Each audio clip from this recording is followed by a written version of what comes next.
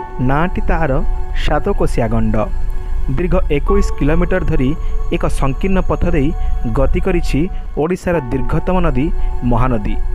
आठमल्लिकर बिनिकेई ठारू नयागढ़ जिलार बड़मूल पर्यंत लंबिछि एही सातकोशिया गंड। दुई पार्श्व शौच गगनचुम्बी पर्वतमाला सह अथल नील जलराशि गंडर शोभा को द्विगुणित करुछि। आहुटा सुना भली झलमल बालुका राशि सह गंडर सुंदरता को उपभोग करने को देश विदेश धाई आसी था पर्यटक। मुख्यतः शीत ऋतु पर्यटकंकर बेस भिड़ जमी था एठारे। शीतर आगमन सह विदेशागत पक्षी कलरवरे प्रकम्पित होई उठे सातकोशिया। विरल घड़ियाल और मगर जातीय कुंभीर मानू गंडरे अति निकटर देखा लोकंक मध्यरे उत्साह देखा देई थाए।